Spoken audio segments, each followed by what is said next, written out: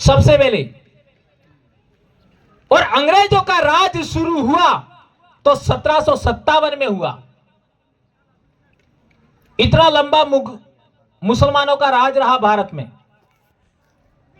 तो इतने टाइम तक हमारे बाप दादे लड़ते रहे, संघर्ष करते रहे, और 1757 से लगा करके बाप दादे लड़ते रहे। 1947 से 2024 तक हमारे देश में डेमोक्रेसी है, लोकतंत्र है। आज भी हम लड़ रहे हैं।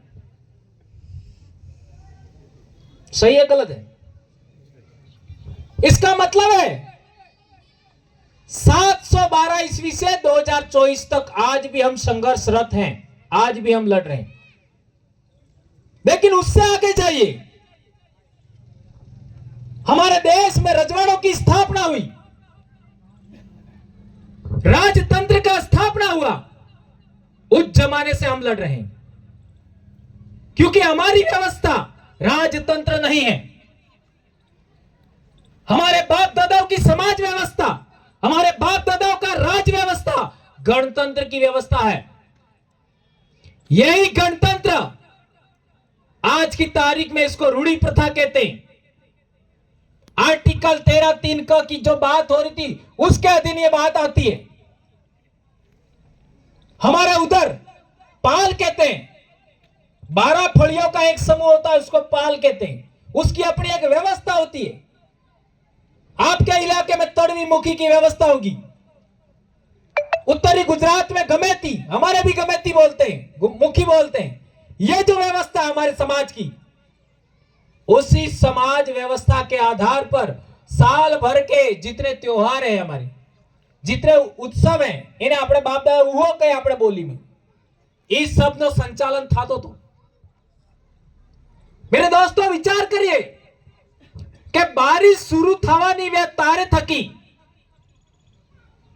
આ વાડી જવારાનો દાડો આવે તાર તક, એને કાલ પરસુ દાડો ગયો।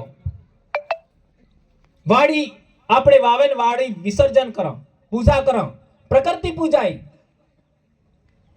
तब तक के कितने हमारे समाज की रूढ़ी प्रथाएं थी। बारिश अच्छी होनी चाहिए, इसके लिए भी पूजा थी।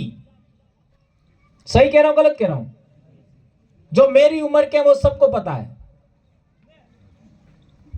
बारिश आने के बाद, मक्का की बुआई के बाद 2-3 पत्तियां होती है मक्का की, इसमें कोई कीड़ा मकोड़ा नहीं लग जाए, उसके लिए भी पूजा थी।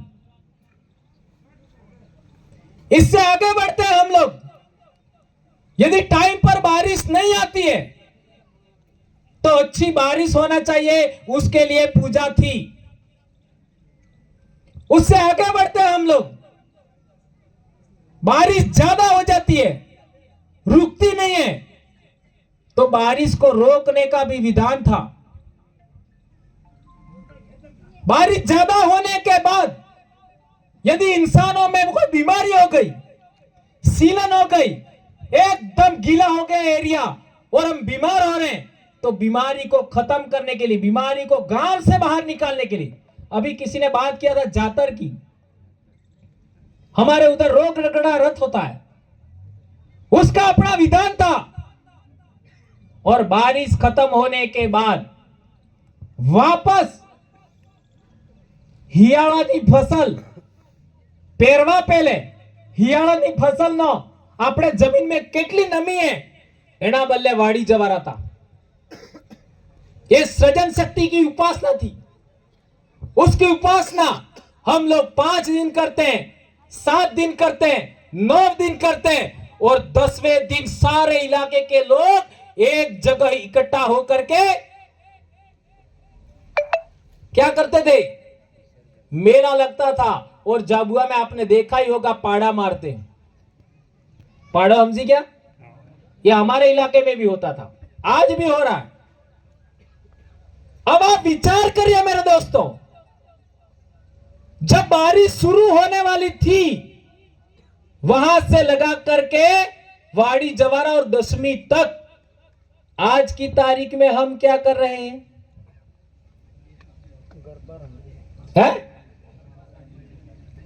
गरबा रमे, सब कुछ खत्म कर दिया। 10-10 दिन के 3 से 4 उत्सव हैं और इन धतंगों में हम लग गए और इन धतंगों की वजह से आदिवासी कौम 2 प्रकार की पूजा करती है, एक प्रकृति की उपासना करती है, एक पूर्वजों की उपासना करती है। दोनों पूजा हमने छोड़ दिया।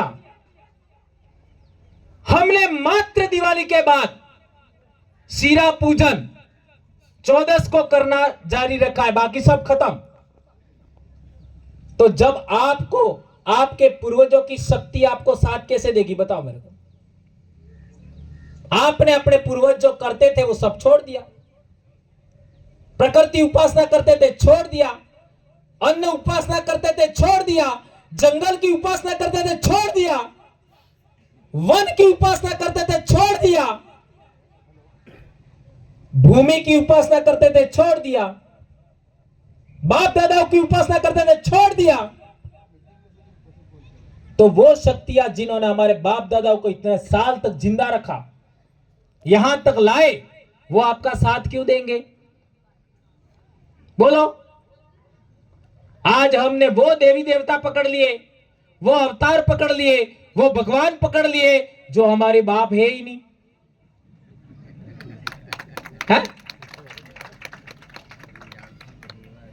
जो हमारा बाप नहीं है, हमारा मां नहीं है, उसके आगे अगरबत्ती जला रहे।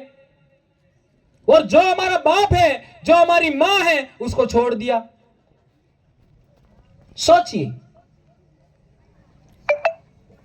यह अरावली पर्वतमाला, यह विंध्याचल पर्वतमाला, यह सातपुड़ा पर्वतमाला, यह सह्याद्री पर्वतमाला भीलों की मूल भूमि है।